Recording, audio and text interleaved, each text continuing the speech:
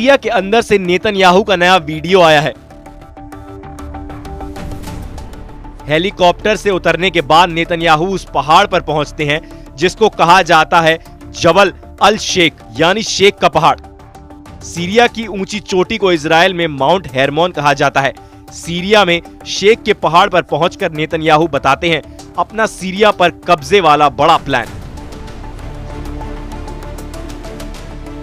Netanyahu ने क्या बताया, उससे पहले सीरिया में शेख के पहाड़ के बारे में कुछ बातें जान लीजिए। सीरिया में शेख का पहाड़ सीरिया और लेबनान के बीच में 150 किलोमीटर पर्वत श्रृंखला का हिस्सा है। इसका बड़ा हिस्सा सीरिया में है और इसकी सबसे ऊंची चोटी को ही शेख का पहाड़ कहा जाता है। इसकी ऊंचाई 2814 मीटर है।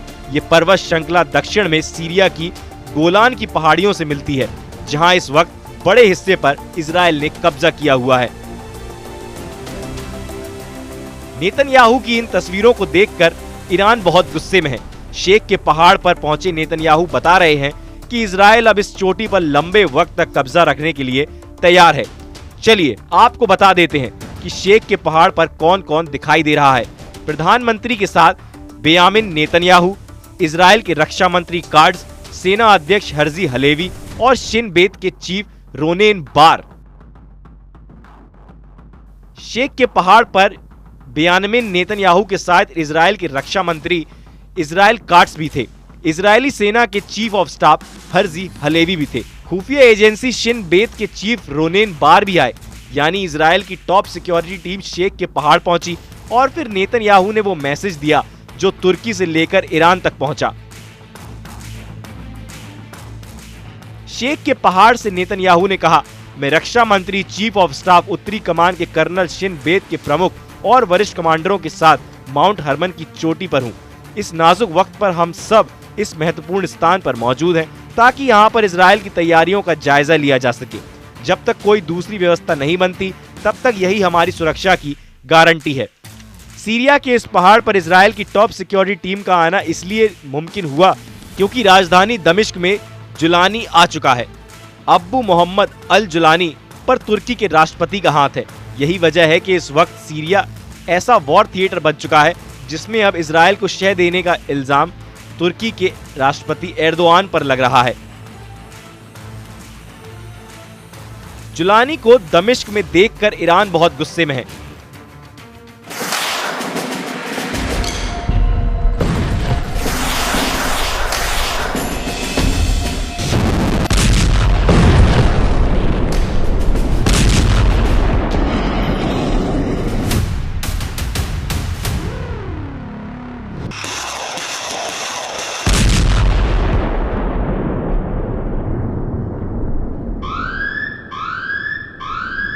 ईरान के सर्वोच्च नेता अली खामनेई तुर्की का बिना नाम लिए निशाना साध चुके हैं।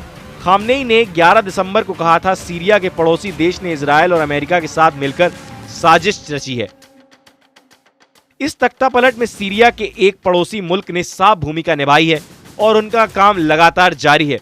हर कोई इसे देख सकता है। ईरान सीरिया के पड़ोसियों को जिम्मेदार बता रहा है। यानी सीरिया में अब तुर्की और ईरान की कट्टर शुरू हो चुकी है। क्या सीरिया में तीसरे विश्व युद्ध की जमीन तैयार हो रही है, जिसमें एक तरफ अमेरिका, इजराइल, तुर्की और एचटीएस का आतंकी जुलानी है और दूसरी तरफ ईरान और पुतिन। दोनों को सऊदी अरब का साथ भी मिल सकता है क्योंकि मोहम्मद बिन सलमान भी एर्दोआन के ऑटोमन एम्पायर वाले ख्वाब को लेकर अलर्ट हो चुके हैं। एर्दोआन की बड़ी ख्वाहिश है कि अखंड तुर्की बनाया जाए, सीरिया के उन इलाकों पर कब्जा किया जाए जो ऑटोमन साम्राज्य के दौरान उसकी जद में रहे हैं। इसमें सीरिया के एदलिब, एलेप्पो, दमिश्क और रक्का जैसे शहर हैं जिन पर एर्दोआन की नजरें गड़ी हुई हैं। ये चारों शहर इस वक्त एर्दोआन के एजेंडे में हैं और लगता है कि सीरिया के इन शहरों के लिए तुर्की अब इजराइल के खिलाफ फिलिस्तीन वाला मोर्चा भी बंद करने के लिए तैयार है। क्या एर्दोआन का ये रवैया फिलिस्तीन के सबसे बड़े समर्थक ईरान और सीरिया के बीच युद्ध करा सकता है? क्या ये युद्ध वर्ल्ड वॉर में तब्दील हो सकता है? ये सवाल बार बार उठ रहे हैं। तुर्की की नीयत साफ नहीं है, ये बात ईरान बहुत अच्छी तरह से जानता है। एर्दोआन अपनी पार्टी के एक सम्मेलन में ये कह चुके हैं कि पहले विश्व युद्ध के बाद अगर अलग तरीके से सीमांकन होता तो एलेप्पो, दमिश्क, एदलिब और रक्का तुर्की में होते।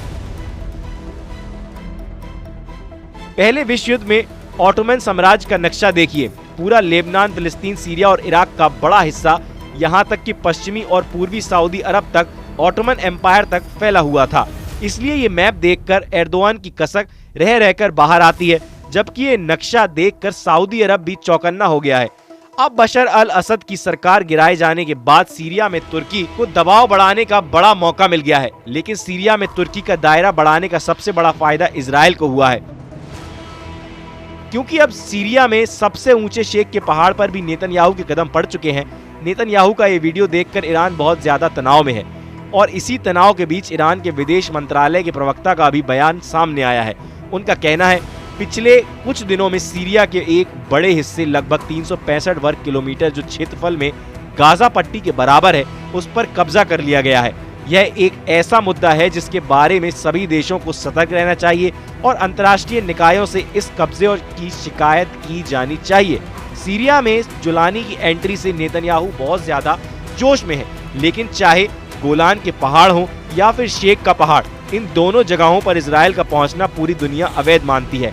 इसलिए नेतन्याहू का गोलान और शेख के पहाड़ों पर कब्जा 1974 के सीज फायर का साफ साफ उल्लंघन है। और वहीं नेतन्याहू के शेख के पहाड़ पहुंचने के बाद सीरिया में संयुक्त राष्ट्र के विशेष दूत का भी बयान सामने आया है। उन्होंने कहा, हमने गोलान में बस्तियों का विस्तार करने की इजरायली कैबिनेट की योजना की रिपोर्ट भी देखी है। इजराइल को कब्जे वाले सीरिया गोलान में इजराइल की सभी गतिविधियां अवैध हैं और फौरन बंद होनी चाहिए। सीरिया संप्रभुता और क्षेत्रीय अखंडता पर हमले बंद होने चाहिए। इसमें कोई शक नहीं कि शेख के पहाड़ पर पहुंचे नेतन्याहू ने इजराइल की नीयत पर सवाल उठा दिए हैं। भारत का भी कहना है कि 2 स्टेट सॉल्यूशन के हिसाब से इजराइल को गोलान की पहाड़ियों से अपना कब्जा हटाना होगा, वेस्ट बैंक भी खाली करना होगा और गाजा भी। लेकिन दूसरी तरफ सीरिया में अभी तुर्की मजबूत हो चुका है, जबकि हिजबुल्लाह की सप्लाई लाइन कटने से ईरान की मुश्किलें बहुत ज्यादा बढ़ चुकी हैं।